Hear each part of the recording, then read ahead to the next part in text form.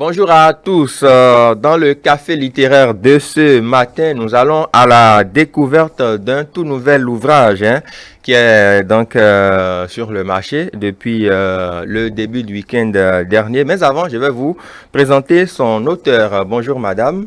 Bonjour monsieur. Comment allez-vous? Très bien, merci. Judith Bernice Adivillon, Oui, tout à fait. auteur de l'ouvrage Gbenyonmon, c'est ça? Gbenyonmon. Gbenyonmon, Oui. voilà, c'est en langue nationale fond. Voilà. On va commencer déjà par expliquer le titre. Gbenyonmon, c'est juste pour dire la vie est bien ainsi. Mhm. Et c'est en langue fongbe du Bénin. Oui. Oui. La vie est bien ainsi, Ainsi. qu'on souffre, qu'on soit dans À le l'aise. bonheur, ou qu'on soit à l'aise. C'est bien. Accepter c'est sa bien. destinée ou accepter son karma. Mhm. Voilà. D'accord. Oui. L'ouvrage, je le disais déjà, est lancé le 29 mai dernier, Oui. une date qui Symbolique. n'était pas anodine, Non. C'était le jour de votre anniversaire. Tout à fait. Joyeux anniversaire au passage. Merci. Même si ça vient en léger retard. Merci. Merci.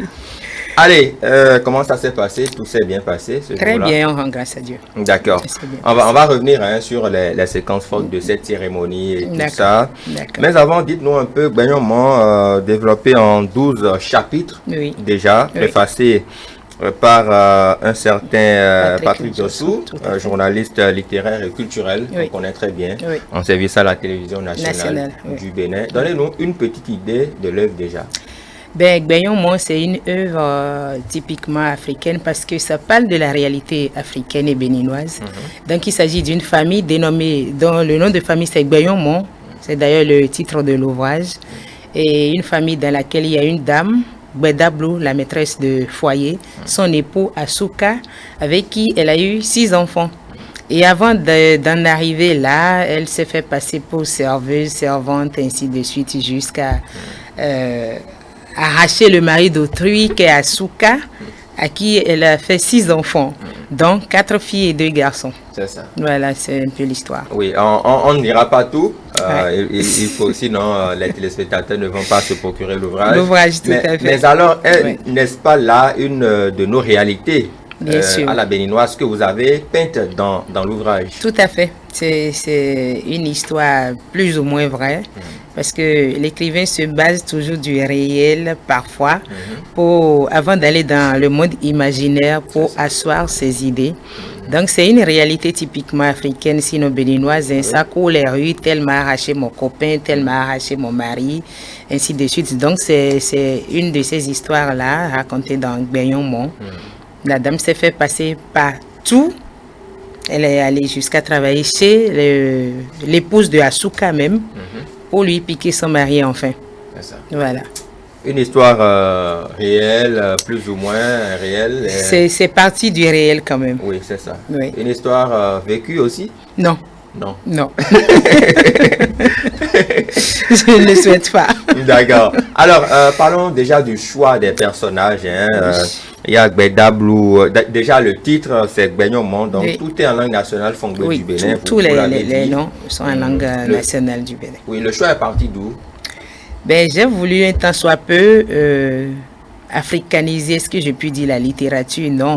Mais démontrer que quelque part dans un petit état de l'Afrique de l'Ouest, on peut, en se basant sur nos réalités, faire quelque chose de bien, de beau, de concret. C'est un peu ça. C'est ça. Oui.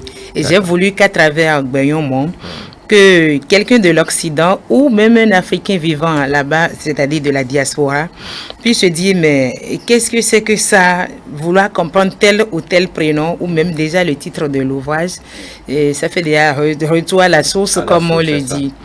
Ou si c'est un Occident, c'est un Français par exemple, mais c'est quoi ceci? On lui explique ça.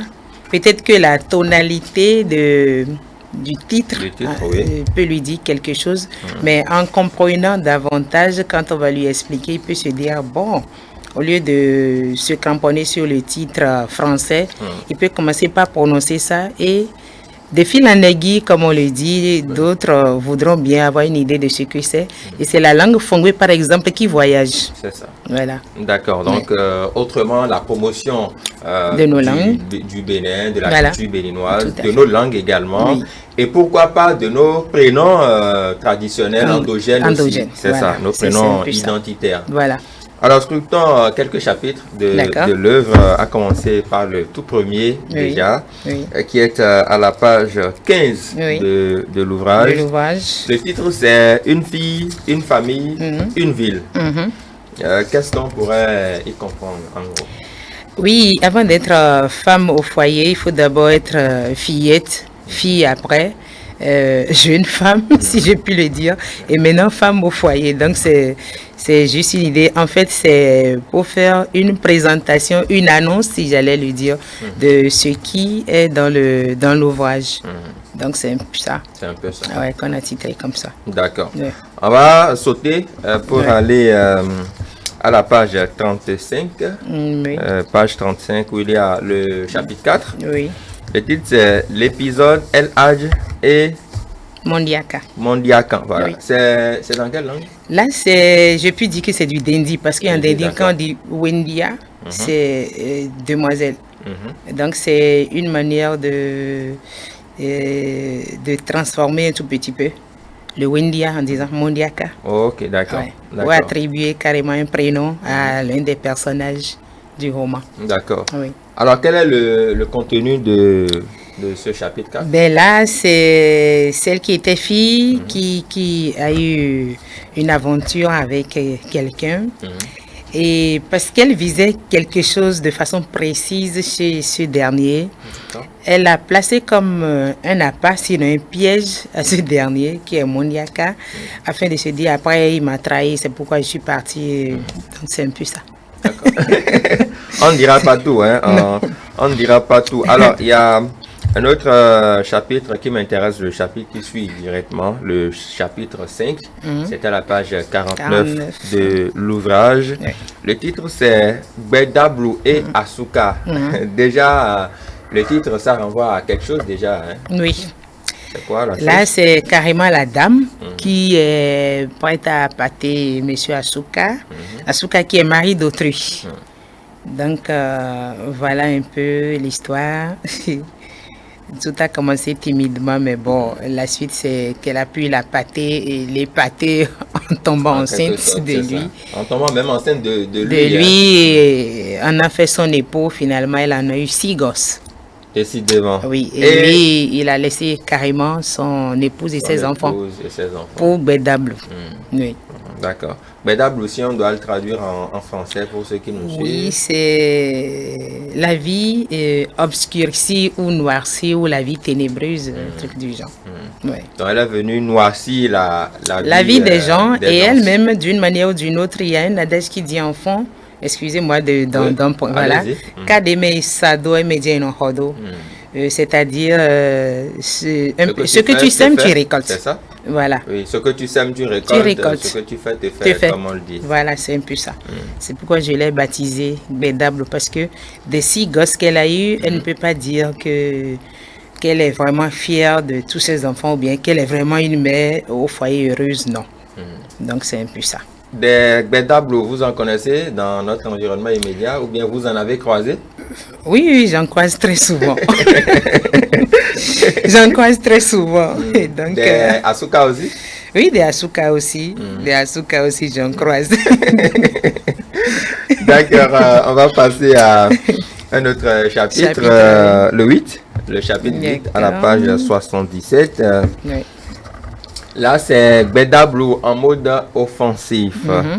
Et avant de nous donner une idée de ce chapitre, je vais lire quelques extraits, si vous le permettez. On dit Kainka, pêle-mêle, méli-mélo, tohu-bohu. Dans une attaque frontale, Gbedablu réussit à finir brillamment la seconde et la première sans l'aide de Djivede, mais à l'aide de ses lèvres et de ses mains. Plus aucun homme ne put introduire dans son intimité son bâton de jouissance pour en faire une réjouie. Mais nombreux sont ceux à qui elle a tenu la pipe et qui se sont épanchés dans sa gorge, sur ses lèvres, sur son visage, sur sa poitrine. Et parmi eux, des élèves plus riches que Djivede, des professeurs, le comptable devenu intendant de l'établissement, le surveillant général devenu préfet de discipline, le censeur devenu directeur des études, il ne restait que le directeur. Bedablou entrait en classe terminale. Elle voulut continuer à triompher à la sueur de ses lèvres, mais par malheur pour elle, juste avant qu'elle ne mette son grappin sur le directeur, on changea aussi le système du collège d'enseignement général en lycée technique avec nomination d'un procureur homosexuel. Ce ne fut pas agi pour elle d'avoir affaire à un gay. Ce ne fut pas gay pour elle d'avoir affaire à un gay. Elle dut abandonner les études avant l'examen final pour aller faire les 3C, à savoir coiffure, couture, commerce. On va s'en arrêter là, c'est tellement intéressant. Alors, la trame... alors, si je comprends bien, elle est en train... C'est une élève, c'est ça? Oui. Qui met le grappin sur tous les hommes, notamment les responsables de l'établissement. Tout à fait. Elle a une visée expansionniste sur des gens clés, comme on le dit. Oui, c'est ça. Pour parvenir à ses fins. À ses fins, oui. Sur les responsables de l'établissement en général. Mais il ne restait que le directeur. Tout à fait. D'accord. Et la façon dont vous décrivez les scènes, la jouissance et autres, on dit que plus aucun homme ne peut introduire dans son intimité son bâton de jouissance pour en faire une réjouie. Oui. Elle ne se laissait pas faire comme ça. Oui. Elle peut jouer avec vous sans aller à l'essentiel, si je puis m'exprimer ainsi. Si, oui. Parce que déjà dans sa tête, elle se dit, je veux telle chose chez telle sans passer par telle, mais je vais user de tels moyens pour parvenir à ce que je veux, à ma cible. Donc c'était le genre de femme. D'accord. Et là, vous parlez de pipe, parce que ce sont des expressions que la jeunesse connaît très bien. Tout à fait. D'ailleurs, de pipe, de lèvres, de visage, de poitrine, vous faites référence à quoi? Elle peut se laisser jouer avec son corps, avec la personne, mais sans aller à l'intimité même. L'intimité. Non. Elle le fait toujours de façon superficielle et elle ne laisse personne aller plus loin. D'accord. Alors, on va essayer très rapidement de parler de l'ouvrage, la couverture déjà. Oui. La première deux couvertures, on va le voir. Gbenyomon déjà. Qu'est-ce que ça dit la photo de la jeune dame qui nous donne l'eau? Ça signifie quoi? Ben, elle fait dos à la réalité. Elle fait face à l'immensité qu'est la mer. Oui. La mer avec ses bruits, la mer qui laisse voir ou entrevoir à l'horizon. C'est un peu comme pour dire bientôt, bientôt, bientôt, j'aurai comme un ouf de soulagement. Et en même temps, c'est pour verser, comme on le dit, ses soucis à la mer, ses idées, tout et tout. Et elle est là, tranquille, assise, un peu comme pensive. C'est ça. Et aussi, on peut dire son accoutrement, c'est-à-dire sa camisole, sa petite robe jaune, qui exprime en même temps la jalousie. La jalousie, en même temps la richesse, la couleur jaune. Oui. Donc, elle a une rage en elle d'atteindre une certaine richesse de la vie.